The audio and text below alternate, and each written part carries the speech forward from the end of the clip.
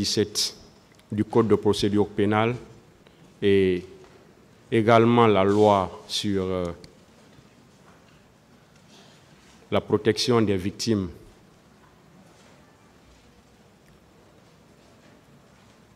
Vous devriez être entendu à huis clos, si vous le désirez. Mais à cette audience, vous nous avez dit ce jour que vous voulez être entendu à l'audience publique. Est-ce que vous le réitérez toujours? Oui. Oui, Monsieur le Président. Je préfère venir en public me témoigner devant ma nation.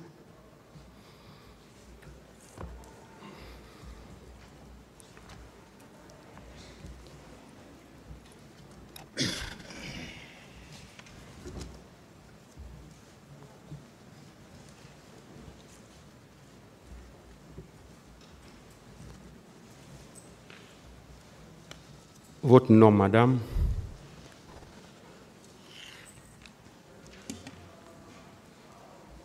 Monsieur le Président, je m'appelle Fatoumata Bari. Vous avez quel âge? Je suis née en 1980. Où vous êtes né? À Conakry.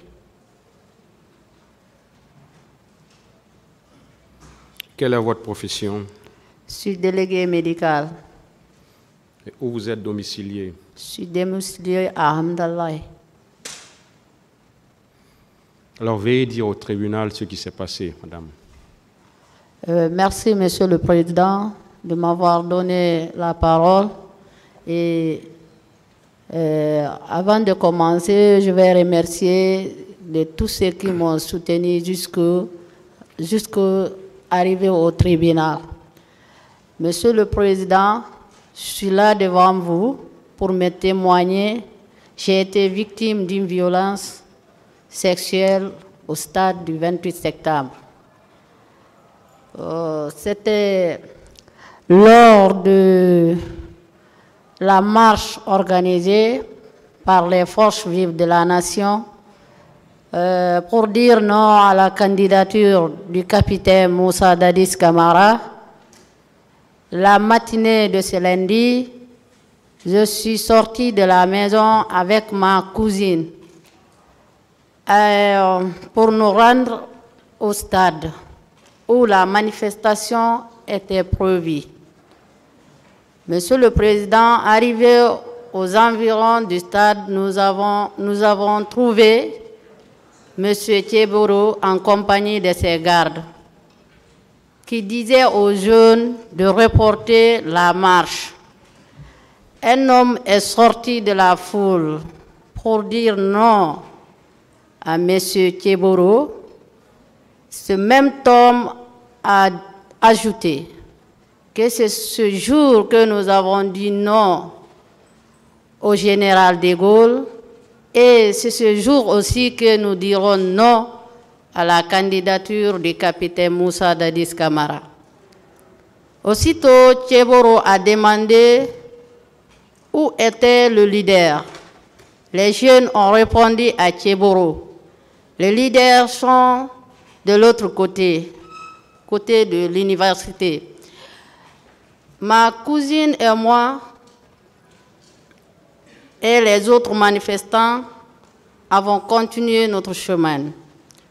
Nous sommes entrés au stade. L'ambiance était festive. Il y avait même des jeunes qui priaient sur la pelouse. Les leaders, une fois à l'intérieur du stade, ont tenu leur discours.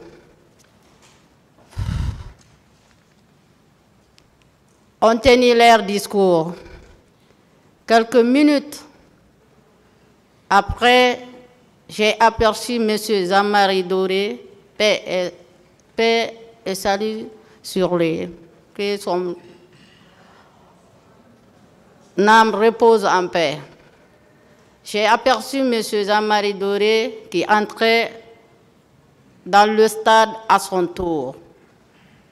Les manifestants ont accouru pour soulever et porter M. Jean-Marie Doré. Quelque temps après, les militaires ont commencé à tirer. Il y avait eu des affrontements entre les militaires et les manifestants. Il y a eu des affrontements entre les militaires et les manifestants.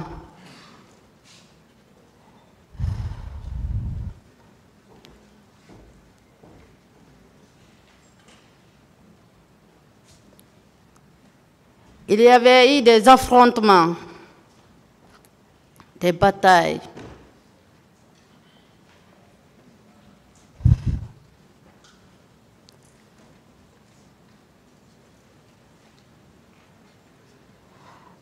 Ensuite, Monsieur le Président, les militaires ont fermé les petites portes du stade et laissé les deux grandes portes ouvertes avant de foncer sur la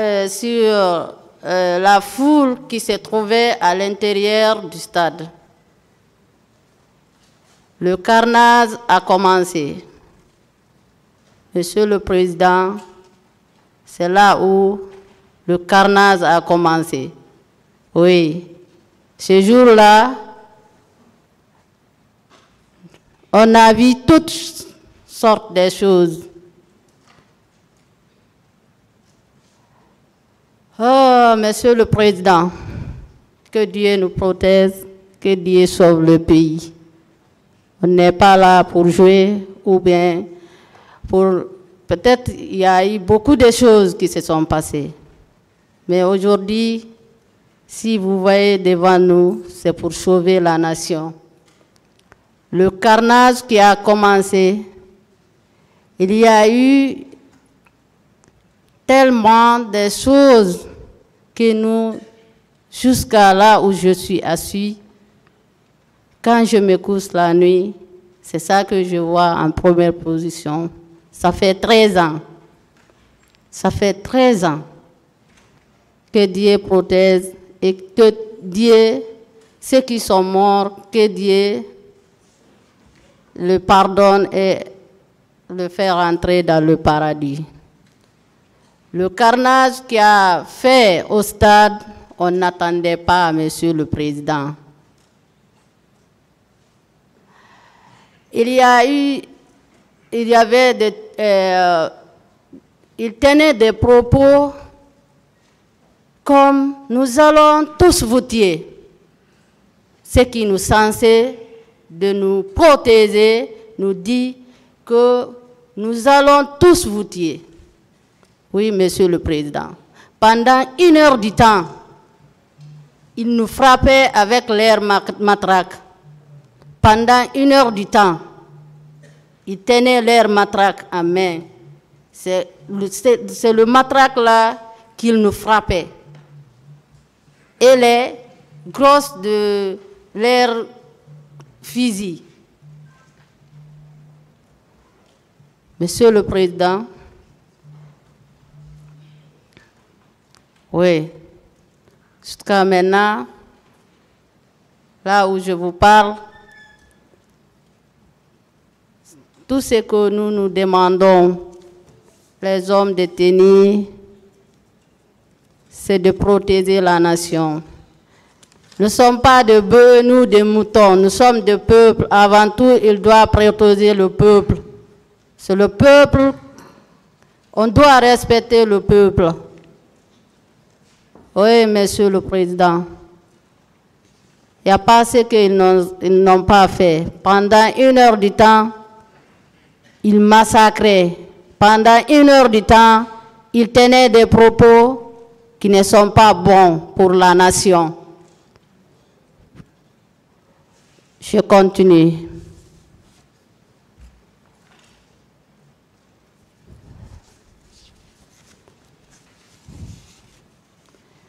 C'est le président.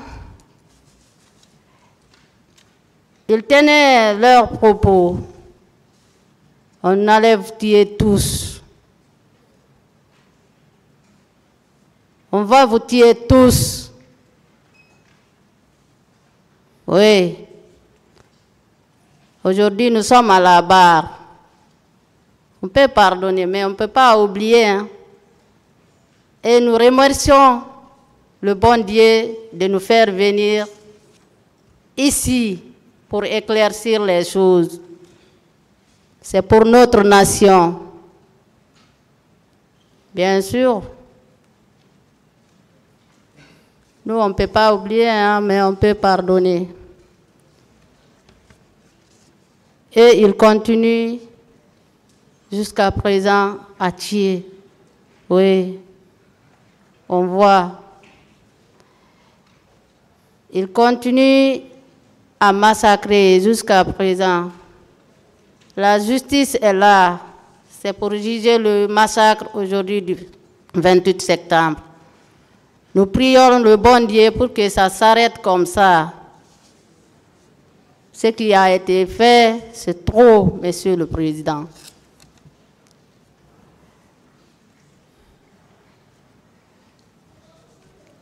Monsieur le Président, il tenait aussi d'autres propos. Vous êtes venus, pourquoi il tenait des propos, il nous maltraite, pourquoi il ne cessait pas de nous maltraiter, pourquoi vous êtes venus au stade? Pourquoi? Pourquoi vous êtes venus au stade? Et il continue le massacre.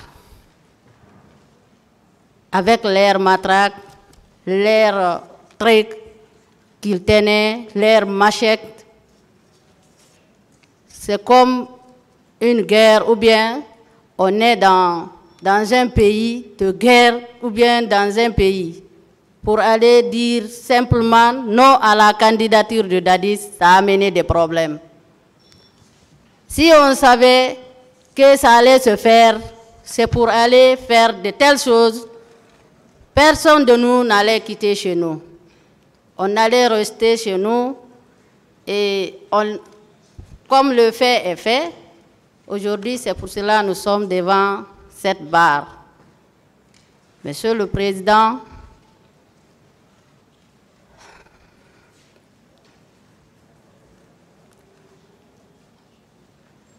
oui. Oh.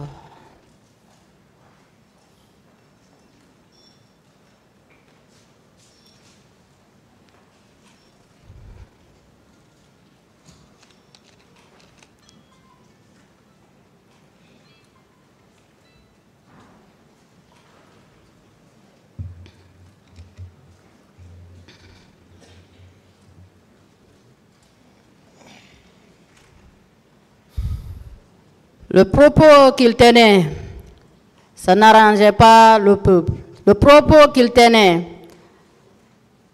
ce n'était pas bon. Division ethnique au sein de l'armée, nous voulons que ça s'arrête. On ne veut plus ça. On ne veut plus que la même histoire là, ça se répète en Guinée, Monsieur le Président. Donc, je vais continuer en semaine, je vais vous expliquer la scène. Oui, Monsieur le Président.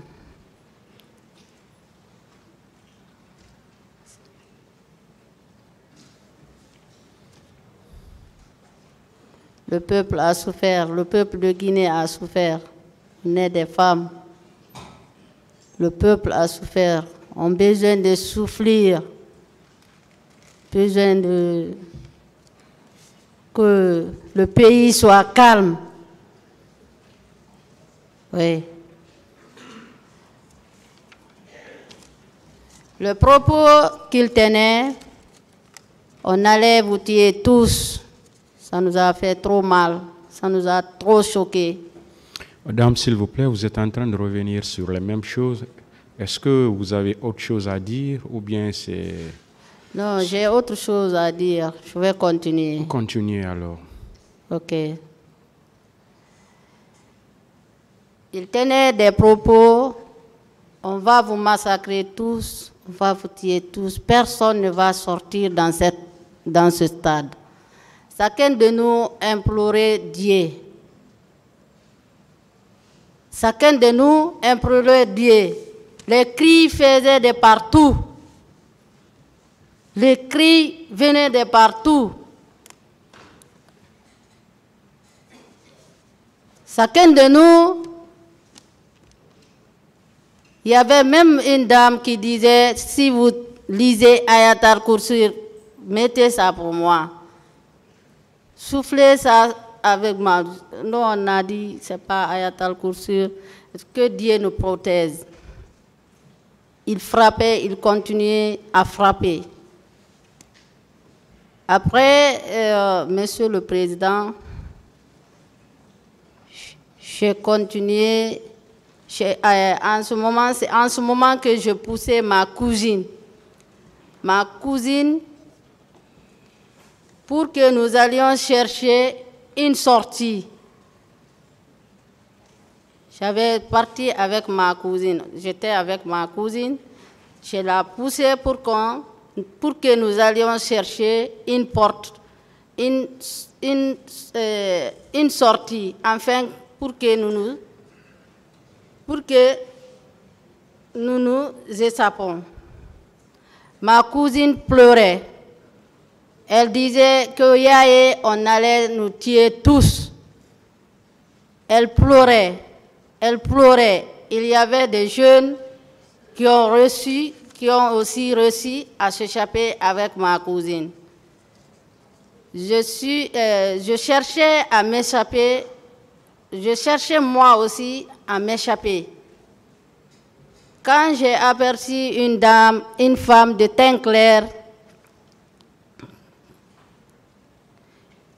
je me suis approchée d'elle, une dame de teint clair, pensant qu'on allait me laisser à cause de celle-ci. Bon, je me suis approchée de cette dame. Un groupe de militaires sont arrivés. Ils ont commencé à demander à la femme, pourquoi tu es venue au stade? Pourquoi tu es venue au stade? Ne l'a même pas laissé la dame répondre. Leur chef a automatiquement administré une gifle. Voyant cela, Monsieur le Président, j'ai essayé de m'échapper vers le grand portail du stade. Ah, Monsieur le Président, quand le policier et les gendarmes m'ont arrêté du passage, là, Monsieur le Président, c'était autre chose. Ils m'ont giflé. Et ils ont pris un couteau. Ils ont dessiré mon pantalon. Et tout ce que j'avais porté. Et ils ont commencé par le pantalon. Ils ont fait rentrer leurs mains. J'avais une maillot bleu dedans. Ils ont pris, scellé tout, ils ont dessiré tout, me déshabillé toute nuit. On m'a jeté sur le sol. Ah, Monsieur le Président, m'ont jeté au sol et continué à me frapper à l'aide des bois. À l'aide des bois jusqu'à ce que je cessais de pleurer. Ils m'ont laissé un temps et revenir.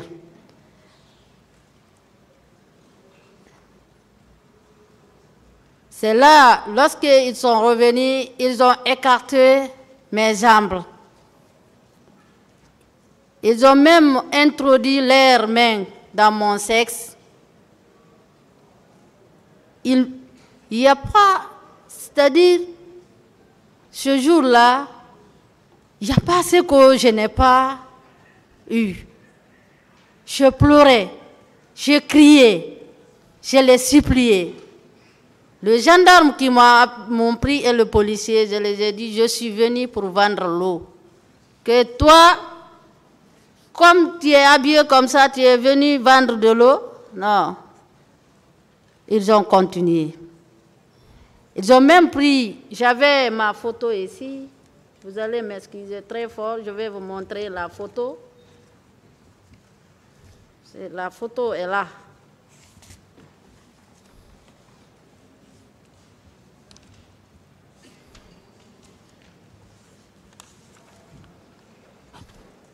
C'est cette photo qui est sortie sur France 24, sur TV5 Monde, partout, par les ONG, partout. C'est cette photo qui est sortie. Vous avez vu le policier ici. Il tenait certains trucs là, ça. Vous avez vu. Le truc qu'il tenait là, c'est ça qu'il introduisait aussi, même dans mon secte. Utiliser ça. Utiliser.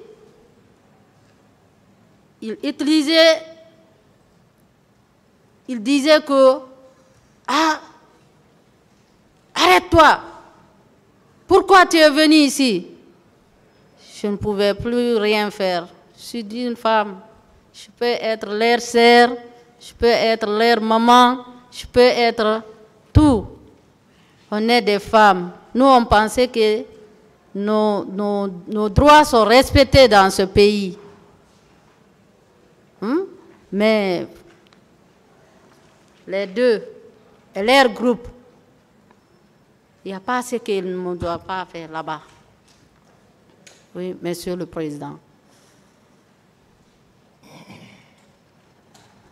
Bon. Il tenait des propos. Ah, tu es une belle femme. On va te baiser. On va te faire ça. On va te faire ceci. Introduire leurs mains, prendre des salles jusqu'à arriver et prendre leurs trucs et pisser sur moi. Pisser leur sexe. C'est ça qu'ils prenaient maintenant pour pisser sur nous, sur moi. Je n'ai pas inventé, c'est la réalité. Les faits ont fait, ce qu'ils ont fait, je les laisse avec Dieu. Mais et je vais dire devant le tribunal, et Dieu va le maudire durant toute leur vie. On n'était pas partis pour ça au stade. On est des citoyens qui sont partis réclamer nos droits, dire non à la candidature de Dadis. Ce n'est pas un crime, quand même. C'est un droit. Ils ont tout fait, déchiré tout ce que je portais, déchiré tout ce que j'avais. J'ai été nue. C'est un autre militaire qui est venu de justesse. De justesse. Il a dit, arrêtez comme ça. Et arrêtez comme ça. Mes agresseurs même disaient que non, on a reçu un ordre et on devait l'exécuter. On devait l'exécuter l'ordre. C'est un ordre qu'on nous a donné. Il y a eu même des disputes entre eux là-bas. Il y a eu des disputes lourdes. Il y a eu des problèmes entre eux. C'est lui qui a tenu encore ma main. Il m'a remis mon pantalon et le chemise qu'on a déchiré. J'avais ça sur ma main comme ça, toute nue. C'est comme ça qu'il m'a fait pousser vers la sortie. Il m'a accompagné. Un d'entre eux encore est venu me surprendre derrière. Il a pris le matraque pour me taper sur la tête. C'est pour cela, jusqu'à maintenant, ici, quand des fois c'est très chaud, je préfère enlever le chevet pour que ça ça me fait pas mal, parce que tout le temps, ça me fait mal. Et parce que là, je saignais lorsque je sortais au stade. Et arrivé encore dehors, j'ai trouvé un monsieur qui écrivait le nom des personnes qui sortaient au stade. Après, il criait, le militaire, venez, venez. On prenait encore, il y avait une dame à côté juste du stade. Tout ce que je vous dis, vous pouvez aller voir cette dame. C'est elle qui nous a donné, qui m'a prêté un pagne, qui m'a prêté ce que je portais. Il nous a donné le petit soin pour que nous puissions rester. Parce que je n'étais pas seule encore dans la concession là-bas. Il y avait beaucoup de victimes, des femmes, et nous tous, on était dedans. La dame nous disait, les militaires sont venus pour rentrer encore dedans pour qu'ils nous fassent sortir. La dame a dit, il n'y a personne ici. Ils sont tous partis. Non, non, non, on ne peut pas. Ils ont même discuté encore. La dame a dit, qu'est-ce que vous voulez maintenant? Il n'y a personne ici. Ils voulaient encore nous prendre dedans. Parce qu'on a pris d'autres femmes, on les a dit de les envoyer à l'hôpital.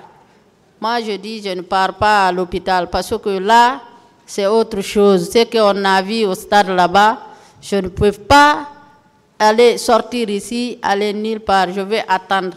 C'est une autre dame qui habitait à côté de chez nous. Sa maman habitait à Dixine. C'est elle, vers 20h, qui m'a accompagnée chez moi. Je suis rentrée. Parce que mes parents pensaient que c'était fini.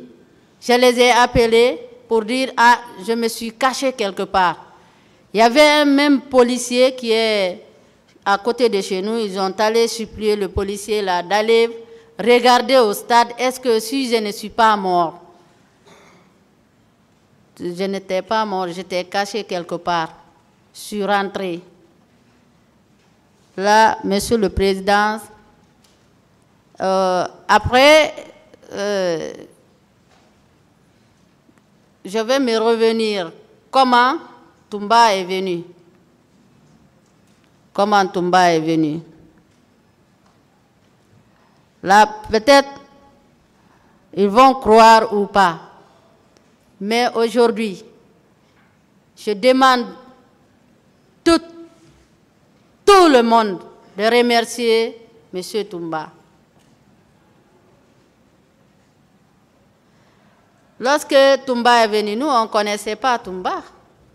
Moi, en personne, j'entendais le nom de Toumba, j'entendais le nom de Pivi, j'entendais le nom, on le voyait à la télé. Vous comprenez? Mais parce que lorsqu'on nous frappait encore, entre-temps, Toumba est venu. Ça, j'ai oublié d'expliquer. Entre-temps, Toumba est venu. Toumba est venu leur dire que pourquoi vous faisiez cela. Le passage là, j'ai oublié de vous expliquer.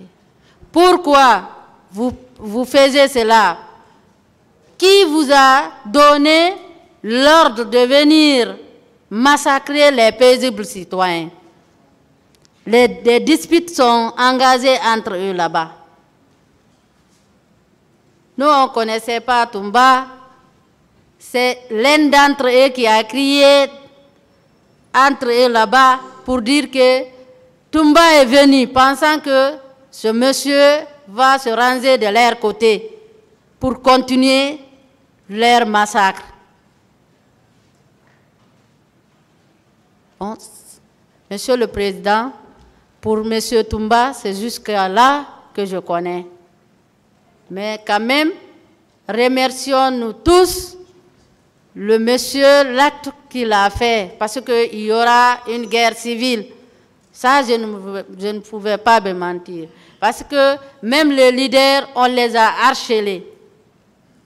On les a harcelés courtement et molester corpusement, le battre comme n'importe quoi. Là où on n'a pas laissé les leaders, on ne va pas nous laisser nous aussi, c'est ça qu'on a compris. Bon, aujourd'hui, Monsieur le Président, nous prions le bon Dieu pour ne plus que la même histoire, ça se répète en Guinée. J'ai été évacuée à Dakar avec d'autres victimes par une ONG. J'ai été accueillie par une dame qui s'appelle Fatou Thiam. Lorsque nous sommes venus à Dakar, on nous a fait sortir à la télé. Là aussi, je vais vous dire pourquoi. Parce qu'on n'était pas d'accord. Il y avait une dame au nom de Madame Si, Mariam Diallo, qui a fait sortir le journal pour mettre dans le journal qu'on a vu Dadis couper la tête de quelqu'un, s'enfuir avec la tête. Monsieur le Président, on va mourir tous. Moi, je ne vais pas venir à la barre ici mentir. Si vous arrivez à voir cela, moi, Fatoumata, je n'ai pas dit. Et le journal est là. C'est cette dame qui a profité pour le dire. Parce que tout le temps, on le dit. On nous a même appelés à Dakar pour nous dire, pour nous interpeller. Pourquoi vous avez parlé de cela? Pourquoi vous n'êtes pas guinéen? C'est pour cela que nous, on a eu peur de venir. En ce moment, on nous a envoyés à Thiès. À Thiès, on nous a donné le soin qu'il faut. Mais il y a eu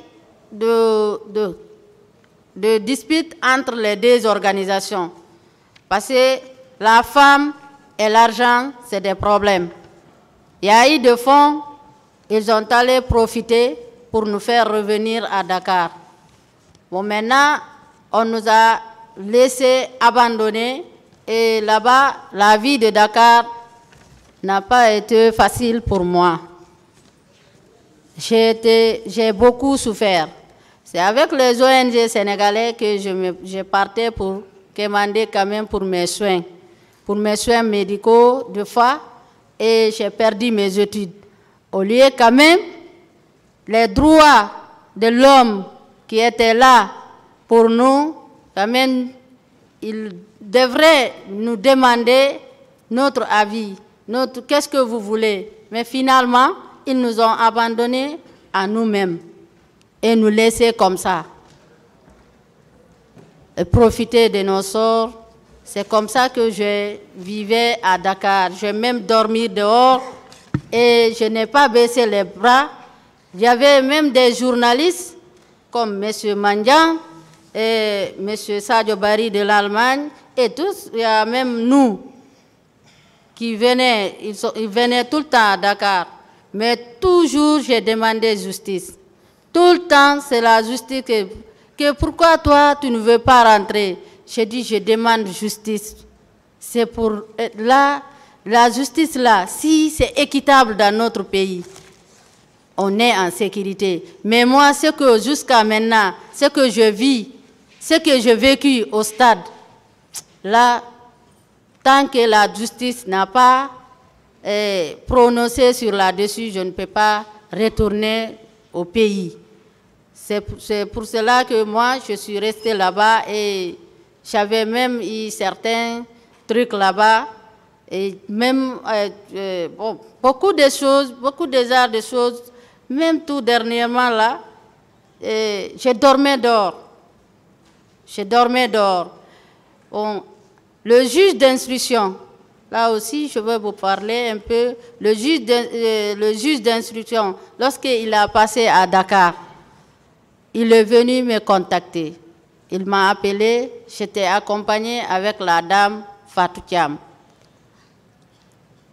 Le juge m'a demandé, Fatoumata, il faut m'expliquer la vérité, que vous, les victimes qui sont venues à Dakar ici, vous étiez partis en Europe? Je dis non. Monsieur le juge, Depuis que moi je suis mis mon pied sur le sol sénégalais, je n'ai jamais été en Europe. Je suis à Dakar ici. Bon, je suis venu, on m'a envoyé. Le ministre, à l'époque, lui a envoyé le juge d'instruction. Le juge d'instruction a commencé le travail. Bon, il a été empêché de ne pas examiner le document, de laisser tomber. Après, le juge m'a contacté encore pour me dire « Ah, Fatoumata, c'est très compliqué. » J'ai dit « Ah, monsieur, ils ne vont jamais accepter pour que vous examiniez ce document ici. Parce que les ONG, ceux qui sont censés de nous protéger, ils savent ce qu'ils font, ce qu'ils ont fait sur nos dossiers. » J'ai dit, ils ne vont pas accepter. Est-ce que tu as confiance en moi? J'ai dit, oui, j'ai confiance à vous, monsieur le juge. J'ai répondu par affirmatif. Après, le juge a dit de photocopier tous mes documents. J'ai photocopié tous les documents. J'ai donné le juge d'instruction.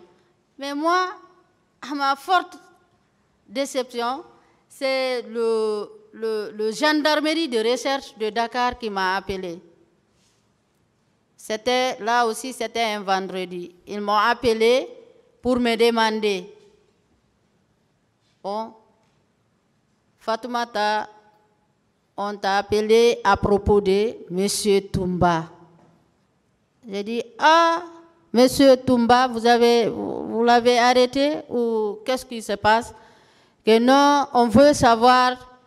J'ai dit, non, je ne peux pas parler ici sans que je voie les avocats. Parce qu'il faut que vous me montrez les avocats. Après, la gendarmerie de recherche m'a dit, le gendarmerie même m'a dit là-bas que nous sommes en contact avec le juge d'instruction. Je dis, ah, vous êtes en contact avec le juge d'instruction? Que oui. Je dis, d'accord. Après, ils m'ont posé certaines questions concernant M. Toumba. J'ai dit, ah, moi, c'est que je veux mourir. Je ne peux accuser personne. Mais le fait que j'ai vu au stade, c'est ça que je vous raconte. Qu'est-ce que tu as vu Toumba faire au stade? Tu peux nous expliquer un peu? J'ai dit, ah, lorsque on nous massacrait, on nous frappait là-bas, c'est M. Toumba qui est venu en dernière position. Ceux qui sont venus en première position, et ils ont tout fait. Ils violaient, ils frappaient. Après, le monsieur m'a dit, ah, donc Toumba est sauveur. J'ai dit, ah, ça, c'est pas moi qui va lui dire ici. Mais moi, ce que j'ai vu, franchement, on doit lui saluer pour ça. Parce que s'il n'allait pas rentrer à temps, nous tous, nous allons rester là-bas. Il y avait même eu des fusils, coups de fusil qui ont tombé. Il y avait des gardes, il y avait des sécurités des opposants là qui voulaient prendre ça. Après, il y avait un opposant, M. Baouri, qui a dit, mets ça par terre. Il ne faut pas que tu tires. Sinon, ils vont dire que nous avons pris des couteaux, des armes pour venir nous aussi. Et lorsque vous sortez à la maison, personne n'avait des armes ni rien. Bon, maintenant, c'est comme ça que je vis. Moi, c'est comme ça que je vis. Toumba est venu là-bas. Je n'ai pas vu Toumba tuer ni violer. C'est sûr, ils m'ont appelé encore pour me poser, est-ce que tu vas porter plainte? J'ai dit oui, je vais porter plainte. Que tu as entendu le nom de qui? J'ai dit entre eux-mêmes là-bas, il y avait M. Marcel. Parce que Marcel même, courait sur la foule là-bas pour frapper. Il avait des fusils. C'est avec le coup de fusil là qu'il frappait avec ses collègues. Bon, maintenant, il frappait les gens, il faisait tout. Monsieur Marcel, Monsieur Théodore, Aedorba, ça, je me rappelle de ces noms-là. Et lorsque encore je sortais, le gars, le militaire qui a giflé la dame, ah, ça me semble que c'est Monsieur Mathurin. Oui, parce qu'il avait lunettes claires. Et j'ai entendu à la barre ici que M. Mathurin était en voyage. M. Mathurin était en France. Personne ne va sauver l'autre ici. Monsieur le Président, tous ceux qui ont impliqué sur ce dossier, parce que moi, j'ai vu la dame de teint clair qui portait du robe noire. Si la dame nous écoute ici, elle sait que c'est la réalité. Parce qu'on n'a même pas laissé le temps pour que la dame, c'est elle qu'on a pris en première position. Après, lorsque j'ai vu ça, je me suis échappé encore. Bon, Monsieur le Président, c'est jusque-là que je peux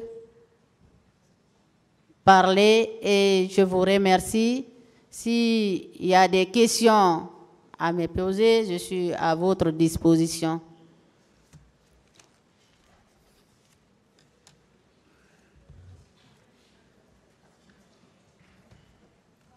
Vous êtes venu au stade à quelle heure ce jour, madame? Hein? Vous êtes venu au stade à quelle heure? Je suis sortie, parce que le matin d'abord, il y avait eu de la pluie, ça pleuvait un peu. On a attendu vers 6h, 7h qu'on a quitté à la maison avec ma cousine et on est sorti pour venir sur la route. On a vu la foule, après nous avons marché avec eux. C'est à 7h, 8h, 8h et quelques. On était passé même en cours de route. Il y avait les cars qui disaient que il y avait certains qui étaient dans le car, biches blanches, qui disaient de monter dans le car. Nous, on a dit non, parce qu'il avait des maillots Chelsea. Même ces gens-là frappaient au stade, ceux qui ont des maillots Chelsea là. C'est comme ça que je suis venue. On a trouvé Tchéboro arrêté avec ses gardes. Ce jour, est-ce que vous avez pu identifier ceux qui vous ont fait tout ce que vous venez de narrer là? Oui, bon, c'est leur nom en parlant, parce que les deux là, on a tout fait pour faire sortir leur visage, on n'a pas pu. Bon, peut-être ceux qui ont filmé ont cassé le visage, ceux qui filmaient. Parce que moi, lorsque j'étais chez moi, j'étais assis. C'est comme ça que j'ai vu ma photo. Et là où je me suis cassé, le frère de ce dernier m'a expliqué que, ah, madame, ta photo, tes images sont sorties. Je n'avais même pas cru. Bon, maintenant, à quelle heure vous avez quitté le stade? C'est entre 9h, parce qu'on est rentré. On a laissé Tchéboro. Et avec ma cousine. Vous avez quitté le stade, je dis. À quelle heure vous êtes sorti du stade? À quelle heure? Ça, je ne me rappelle pas. C'est qu'il était 11h midi. Comme ça fait, je ne me rappelle pas parce que je n'avais pas de montre ni rien avec moi. Mais quand même, nous avons diré là-bas. Parce que ce qu'il faisait, c'est tellement dur. Arriver même prendre les... Il voulait même nous tuer parce que lorsqu'on sortait, on voyait même le